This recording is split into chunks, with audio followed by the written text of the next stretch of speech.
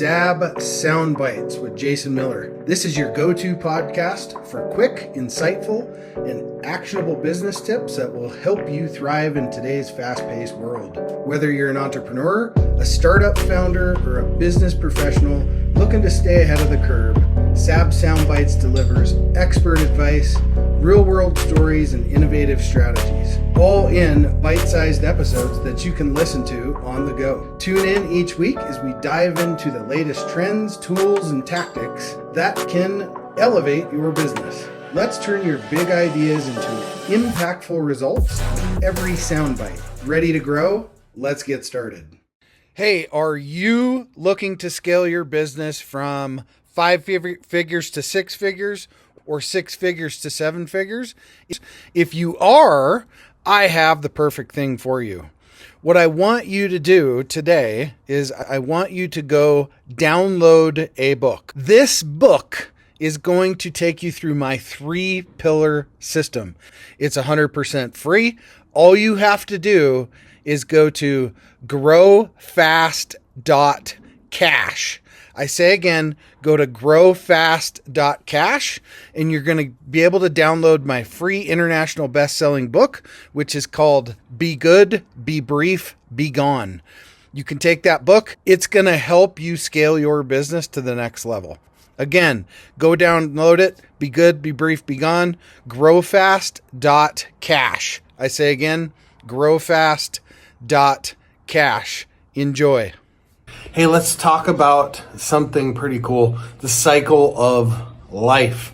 This is way off topic than something I would usually talk about, but I think it's really neat to talk about because the cycle of life is amazing.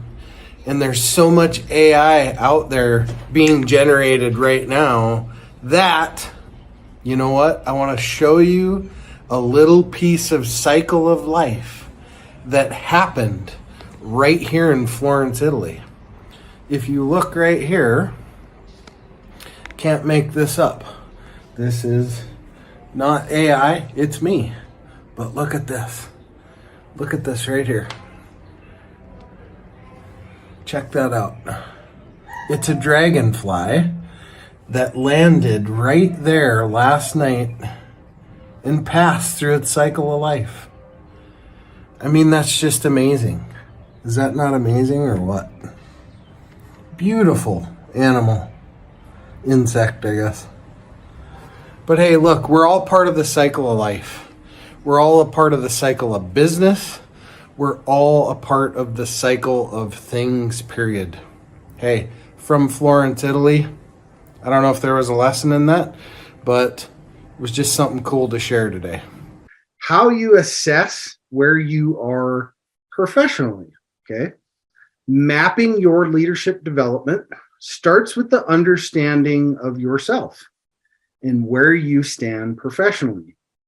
Taking stock in your strengths, weaknesses, and workplace tendencies can help you identify areas for improvement and anticipate pitfalls that could arise on your journey to becoming a more capable leader. And at the end of the day, that's what we should all be shooting for, is to be the best and most capable leader as we can. In the process of identifying what you've done before, may or may not make you successful going forward, you raise your awareness about how you already know. In the process of identifying how you've done things before, may or may not make you successful going forward. You raise your awareness about how and what you already know, and that will contribute to or undermine your capacity to successfully lead others in the future. Okay. Completing an assessment, there's tons of them. Pick one. Can be a valuable way to really reflect on your motivational drivers, limitations, and gain a more holistic view of your personal leadership style. Pairing self-reflection with a 360-degree assessment enables you to solicit feedback from your colleagues and peers also, which can provide greater insight into how others experience you and in turn, build a keener sense of emotional intelligence you can leverage throughout your leadership development journey. Okay. So that's what we should all be shooting for. How are you professionally as a leader? How do you stack up? Not saying compare yourself to others. What I'm saying is, how do you stack up to an assessment and taking that look of that 360 degrees around you, how you interact with people as a leader, how you treat people? All those things are really important. So on another note, let's talk about a wealth tip, and that is shift your want money into savings money, right? We all have wants and needs when it comes to our money. It's really, really important that, we're really careful with how we use that want money, right? We've all been through the times in our lives where our businesses shift up and down, left and right. You get the yo-yo effect sometimes, so on and so forth. So make sure you monitor your want money. And the very best thing you can do is put as much of that want money away so you can create, more than just wealth, but generational wealth. So let's talk about sustainability opportunities, right? What are some sustainable opportunities as business owners we should be connected to? Okay. I'm a big believer in, I'm not a super planet guy, but I do believe we need to take care of the planet that we do have. And I think a great investment today is solar, right? I have a solar company up in Massachusetts, and that's really what we should be focusing on, is sustainable energy things and investing in those as business owners. Sorry about the car. Hope that was helpful. We're going to talk about how to help your leaders lead with purpose, direction, and motivation. Leading with purpose is key, okay? So leadership is kind of designed around purpose, direction, and motivation, right? So if we always give our subordinates, employees, leaders, whatever you want to call them, right? We give them a purpose first, right? Then we give them direction, and then we give them motivation to get the job done. But we're going to specifically talk about purpose on this episode today. So how do you give purpose? You give purpose through empowerment, right? You empower your leaders to do their job, not constantly be looking over their shoulder. My gosh, I have seen many of you that watch this daily dose micromanage your leaders. I have seen it firsthand. And I will tell you, there's no purpose if your leadership, it could just be your C-suite leadership, right? It could be your vice president or your COO. If you don't give them a purpose to want to succeed, if you don't give them the ability to do things on their own, make their own mistakes, and, be able to learn from those things because you're constantly hovering over top of them all the time, that's not showing people how to have a purpose, right? That's just micromanagement. That's just poor leadership. So, encourage your leaders in your company to, think outside the box, be innovative, and make decisions. Not always having to come to you every 10 minutes and go, well, hey, boss, what do you think about this? That's not what you want. You want people with brains. They have a purpose. They have their own mind to think, and they're good at what they do. So empower them with that purpose to be successful, which will in turn filter down to the staff, and they'll have purpose. They'll feel as if they're part of the solution. They're part of the company. They're part of the decision-making process, right? Super important.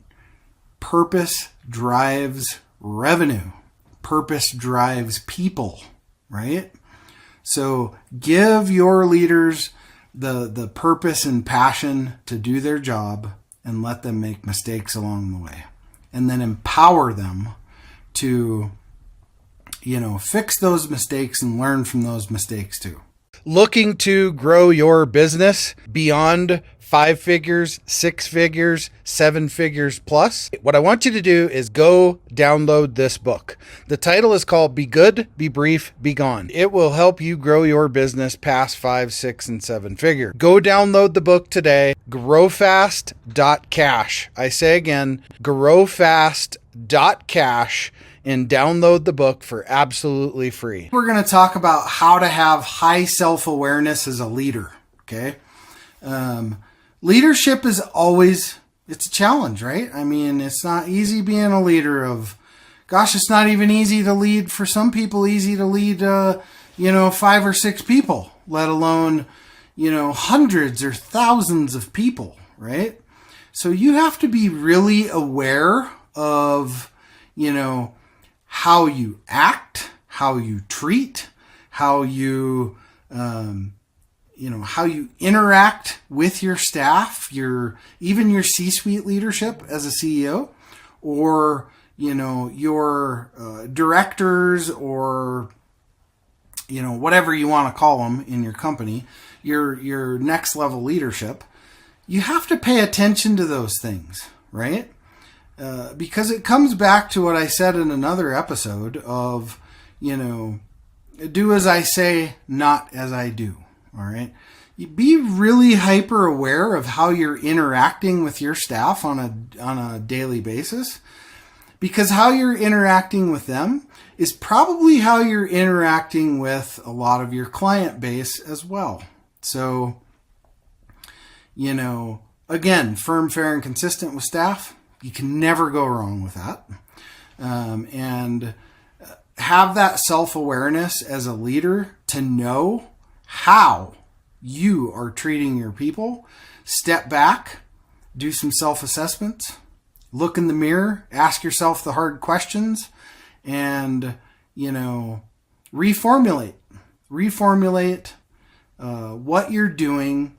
And that'll bring you some self-awareness to how you're acting around others and your staff, to perhaps even correct some of your own shitty bad behavior as a leader. All right. Don't be that guy or gal. Don't be a micromanager. Don't do as I say, not as I do. Treat your people good. Be self-aware of how you're acting every day, and listen, most of all. Listen to what your people are telling you. Listen to what your other leaders are telling you, and take that, soak it up, and make some changes. We all have to make changes here and there in the way we operate, because sometimes we don't even realize we're doing it. So it takes sometimes just paying attention. We're going to talk about how to deal with the shifts in how we work as a, top of C-suite, as a workforce, employees, teams, all these things, right? I continue to be amazed at, we're still having this discussion, actually, but it is still a discussion that is on the minds of most CEOs, and that is dealing with the current workforce and the shifts that we're having to make in the workforce, be it this virtual model that we're under, or generational mind gaps, all these different things, right? But here's just the honest to God's truth. How to shift to how we work today. You just do it. I mean, I hear a lot of people from my generation, Gen Zers saying, or Gen Xers like me, saying, oh, these Gen Zs, I can't work with them, and so on and so forth. Well, you better figure it out, man. That is the workforce that is coming up. The Gen Zs and the even the newer generation before that's already coming up. So we have to learn through having conversation with some of these younger generations to learn how to shift how they want to work. All right. This doesn't mean, right? I'm not saying, you got to be all mamby-pamby. We talked about firm, fair, and consistent as 3 great ways to lead, right? It's the same way with any workforce that we have to work with, be it virtual or in the office.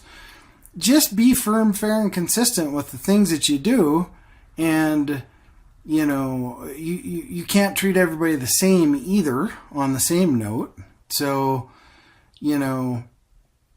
but it also sometimes takes coming down to, working with people at their level too. You can still be firm, fair, and consistent, but that's how we have to deal with some of these shifts in the workforce and, all these generational gaps that I kind of think I wouldn't say they're bullshit. I think it's a lot of us. I'm sure my dad's generation probably said the exact same shit about my generation, was we suck and, we're hard to work with and this, that, and the other. But we have to adapt to it. Because really, it's kind of probably really on us, to be honest with you. It has nothing to do with, generational gap sometimes. I think a lot of it is just our hard-headedness and not wanting to change and adapt to a workforce. They just want a better life, right? They don't care about money so much. They want a better quality of life to do the things that they want to do with their family and friends and so on and so forth, and not be stuck to a cubicle for 8 hours a day. And by God, I don't blame them one bit. I tell all my staff exactly this thing. If you can do your job in 4 hours, I don't care if you spend the next 4 on the golf course. Adapt or die, all right? So how do we make the shift? Simple. Pay the freak attention. We are going to discuss honing your soft skills, okay? Effective leadership requires a unique blend of characteristics and skills. There are skills you need as a leader that you don't necessarily develop in any other context, at least in a focused way. These include communication, career planning, knowing how to create and evaluate authentic change in a person, including yourself, and negotiating career transitions. All right. These are things you typically won't do many times in your career, but they will be very important to continuing your leadership trajectory. All right. So as you chart your leadership development plan, consider how you can bolster essential soft skills like active listening, practicing empathy, and creating value in a negotiation so you can ensure you're prepared to tackle any organizational challenges that come your way. Developing these soft skills is very important because as you develop those soft skills as a leader, you can then pass those lessons learned down through your organization and the staff that aspire to be a leader like you one day. So next, I want to talk about a little bit of a life tip. Stack up good deed habits. All right. We should all be out there doing good deeds in our communities, in our neighborhoods, all these different things. Start stacking them good deeds up and have good habits to continually be doing those good deeds, whether it be volunteering at a local soup kitchen one weekend, or it could be helping veterans, it could be helping homeless people, it could be pick something. Start stacking those up. They'll make you feel good, and you're also doing a good deed in your community. Go read books at the school for children, whatever the case may be. Those are good feeling wins that give you some positive reinforcement that you're doing good in the world, and doing good at the end of the day is really good business too. Okay. Hey, we all want to scale our business. Hey, I have the answer for you today to help you do that. If you're looking to scale from 5, 6, even 7 figures and beyond, book called Be Good, Be Brief, Be Gone. I'm going to give it to you for free. All you have to do is type in growfast.cash. I say again, growfast.cash, and you can download the book for absolutely free. I hope the book helps you this year. Take your business to the next level. Again, go grab the book, growfast.cash. I say again, growfast.cash. I wish you the best and grow, scale, and win.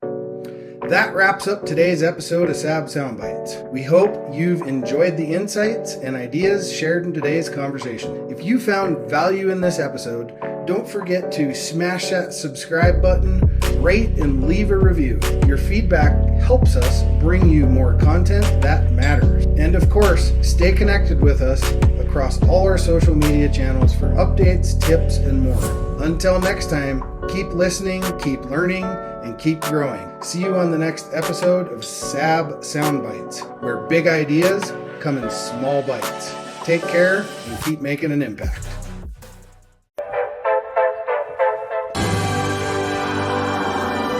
There it is. Magnum. Holy moly. Yeah, baby! That's what I've been waiting for! Dear God.